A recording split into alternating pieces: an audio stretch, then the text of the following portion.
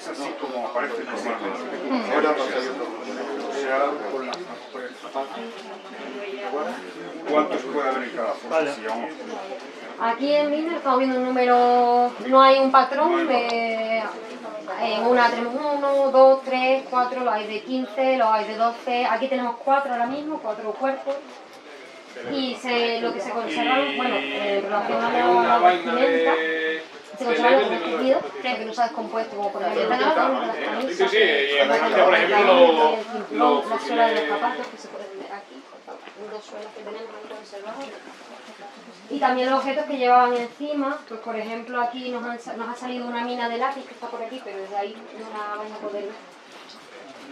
En otras cosas nos salen mecheros, nos salen relojes, nos salen sacapuntas, los pendientes de las mujeres, las pulseras. Una mujer nos salió con un corset, nos salieron todas las varillas de las ballenas que se llaman de corset. Todo esto nos va a ayudar también a acercarnos un poco a saber quiénes podrían ser estas personas. Normalmente a qué profundidad están depositados. Normalmente unos 90 centímetros más o menos del suelo de la época. Sí, Que porque no en era este caso el suelo ha tenido Evolución. muchísima evolución, porque en los años 50 comenzó un plan nacional de reforestación para toda la península, y aquí a partir del año 55 es cuando se repoblan con estos pinos, con el objetivo de parar en teoría la erosión, pero otro objetivo era para camuflar estos lugares que fueron los crímenes de lesa humanidad de los que está hablando mi compañera. Como veis, antes os dije, la conservación de los restos es bastante buena, muy buena, muy buena. Muy buena. A pesar de que es verdad que tenemos otros factores que vamos a llamar también los deposicionales de carácter biológico, que son los arrastres de agua, porque este lugar tenía un topónimo que se llamaba Los Pozos, y estos pozos, pues lo que estaban aprovechando era la escorrentía superficial que viene de aquí, de la Sierra de la Alfaguara, que es la sierra que tenéis a vuestras espaldas. Y muchas veces cuando encontramos también oquedades como esa, no son pozos en profundidad, pero sí son lugares de captación de agua cuando lo había. Además, teniendo en cuenta que las sequías que había en los años 40, 50 en adelante fueron muy grandes y que afectó prácticamente a todo el estado. O sea, que calculáis cuánto. Bueno, en este caso de aquí, el cálculo son de momento los que hay, que son 4.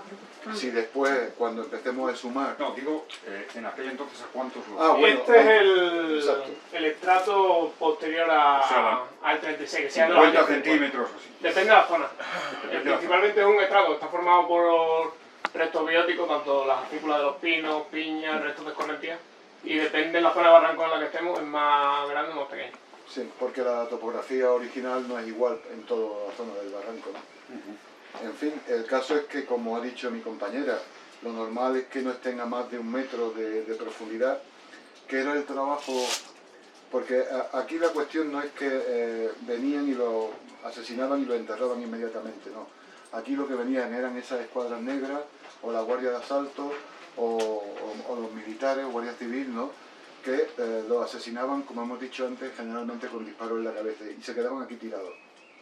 Entonces la colonia, que era el lugar donde estaban algunos presos que no eran condenados a muerte, entre ellos ya creo que Pedro, mi rector, pues se refirió al profesor García La Bella y a otros, lo utilizaban como enterradores. Y venían junto a 8 masones que sí están reconocidos, sabemos quiénes son, nombre y apellido, masones que no estaban condenados a muerte, pero sí estaban hacia las labores de enterradores. De hecho, hay fotografías de la época de estos 8 masones con toda su indumentaria de masón, que es el delantal característico, con toda la simbología, y al día siguiente o incluso a los 2 días venían, cavaban la fosa y depositaban a los restos.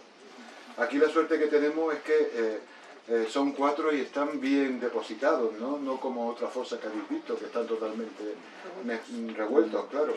Y a la hora de sumar, como dirá mi compañera, pues mucho más fácil, no tiene tantos problemas, y por lo tanto también las labores son muy rápidas, porque si hablamos de tiempo, desde que iniciamos la excavación en una fosa hasta que acabamos la exhumación, nos puede pasar cuando es una fosa de 15, por ejemplo, 1 mes.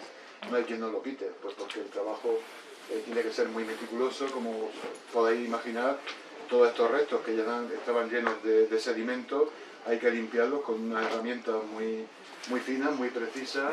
Prácticamente casi no utilizamos herramientas de metal, pequeñas espátulas, son herramientas más bien de plástico o pinceles porque no queremos dejar marcas en los huesos que pudiera llevarnos a confusión. Es decir, que el trabajo arqueológico en este sentido, pues ya tenemos una experiencia en nuestra universidad, tenemos también un departamento que está es uno también pionero a nivel metodológico de todas estas técnicas de excavación, que es las que desarrollamos aquí. Y además del conocimiento antropológico forense, porque es fundamental que los antropólogos y los arqueólogos estén a pie de fosa, porque son ellos los que tienen que excavar, tienen después que los antropólogos, además de excavar también, tienen que empezar a individualizar los restos de cada uno para transportarlos al laboratorio y que no haya ningún tipo de mezcla de restos óseos con restos óseos, ¿no? Las ejecuciones fueron todas hechas, ¿no? Sí. Bueno, hay que tener en cuenta una cosa, que en 2012 se declaró lugar de memoria histórica la carretera que va de Pinar a Alfacar, porque este no es el único lugar de enterramiento aquí en el barranco. De hecho, se empezó las ejecuciones por un sitio que se llama Puerto Lobo, que está aquí arriba, muy cerca de la autovía, y desde ahí fueron bajando hacia el barranco. Pero también sabemos que en el término municipal de Alfacar, que se conoce como Fuente Grande, que hoy en día al lado está el Parque García Lorca, en el que también en ese lugar, que también tiene su repoblación forestal y tal, de pinos, pues también se hicieron ejecuciones. Pero llegó un momento en el que las ejecuciones que se hacían en el entorno de Fuente Grande, a través del cura de Alfacar y del médico, claro, es que Fuente Grande abastecía de agua a un montón de lugares. Hablaron con Nestares y con el resto de militares para decirle que allí no podían seguir enterrando por temas de salubridad, porque ese agua iba contaminada y causaba muchísimas enfermedades a través de la descomposición de los cuerpos. Pero básicamente toda la concentración más grande que hay la tenemos aquí en el barranco. También sabemos, y siempre lo decimos, sabemos que Federico, ni Dioscoro, ni los dos banderilleros están en este lugar, lo sabemos por la fuente.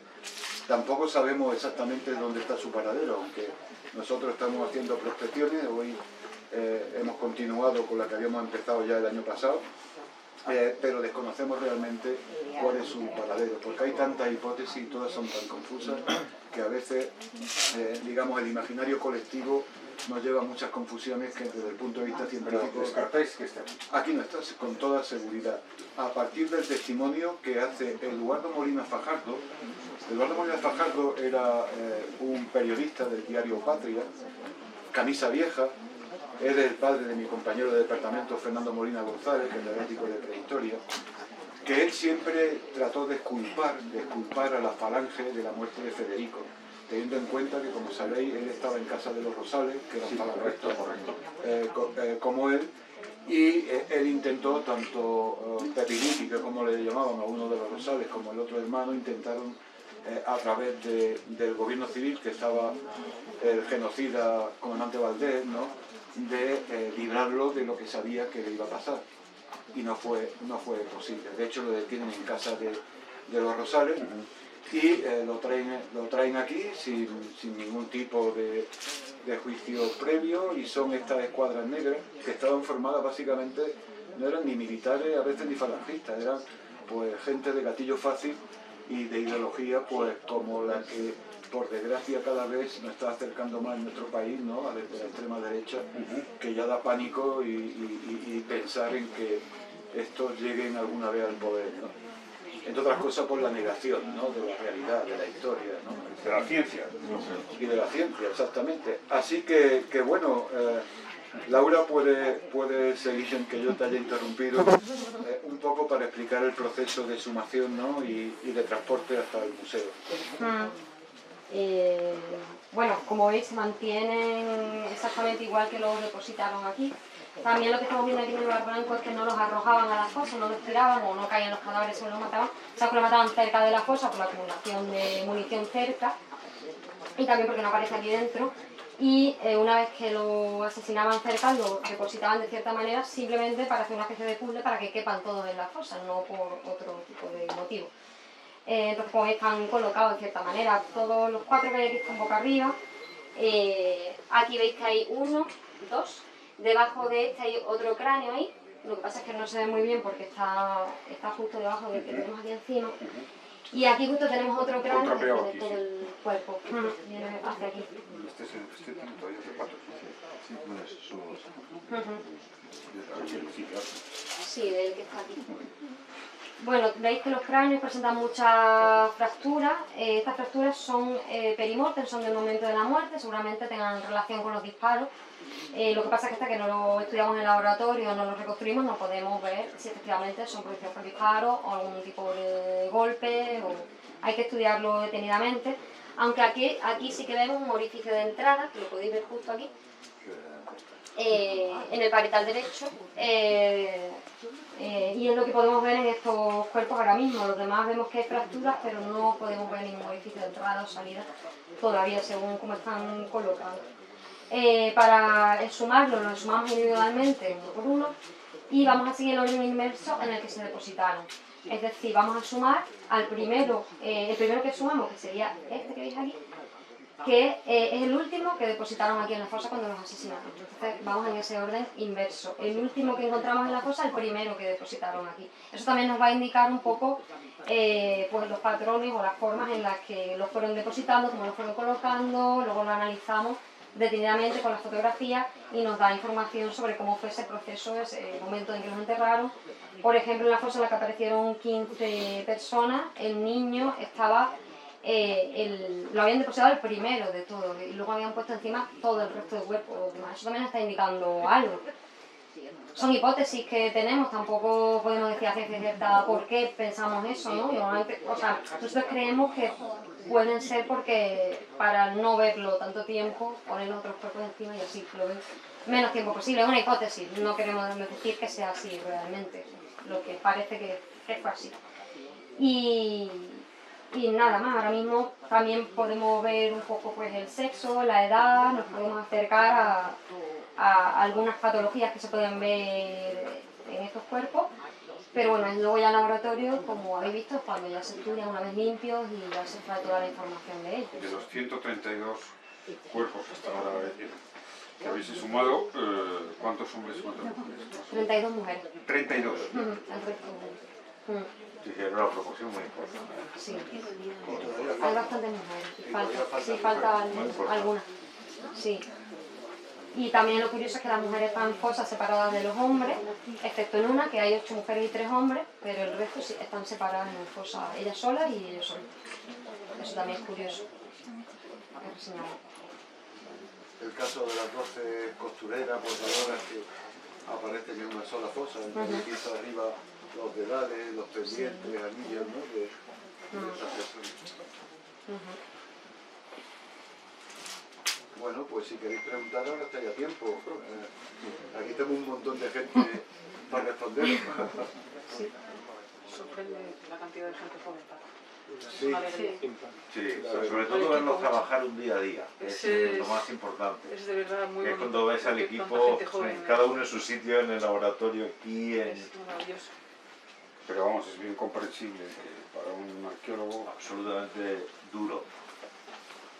tiene Nosotros que ser estamos muy acostumbrados muy apasionante, ¿no? Es decir, a poder trabajar hacer- en tumbas antiguas, como es lógico, hemos excavado muchas tumbas de la prehistoria, algunas muy espectaculares, ¿no? Como en el caso de Galera, que todavía se conservaba incluso con el tejido, ¿no? Que no estaba momificado, simplemente estaba muy bien conservado. Y eso no, lo único que te motiva, es decir, es la ciencia. Profesionalmente, digamos. Emocionalmente no te causa ninguno, solamente todas las conclusiones científicas que podríamos sacar a través de su alimentación, que aquí también hacemos, porque una de las cosas que quizás no hemos comentado es que estamos haciendo también análisis de parásitos estomacales.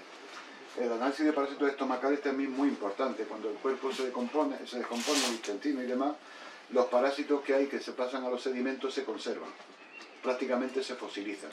Y actualmente con nuestro compañero Ramón de la Facultad de Medicina, del Departamento de Antropología, lo que estamos haciendo es el estudio de esos parásitos estomacales, ¿no? Sobre todo porque también la salud alimentaria en esa época hay que tenerla muy clara, porque podemos averiguar o tener datos también importantes relativos a su posición, entre comillas, social, a través de esa alimentación. Eso también nos va a dar mucha información. También estamos haciendo otras cosas, que colaboramos con el el Consejo Superior de Investigaciones Científicas, en el caso de Santiago, para el estudio de este tipo de suelos tan especiales que llamamos necrosoles, es decir, los suelos que se caracterizan, los sedimentos que se caracterizan a partir de la descomposición orgánica de todos los cuerpos. Eso también nos da una información muy importante, ¿no? Digamos que estamos trabajando en esos elementos que son pioneros desde el punto de vista de la investigación en nuestro estado, y creo que conforme sigamos avanzando en la investigación vamos a obtener más resultados. Y la suerte, y lo digo por mí, es contar con un equipo tan joven, que llevamos años trabajando juntos, no es algo que nos conozcamos de hace 2 días, y que ellos son el futuro de la continuación de estos trabajos. Yo creo que de aquí a 4 años o cosas así, yo cojo mi caña de pescar y no voy a saber más nada. Pero es lo importante, generar equipos jóvenes, bien capacitados científicamente, y ellos son, como digo, el futuro, y yo no me puedo sentir más orgulloso de todo y cada uno de ellos y de ellas.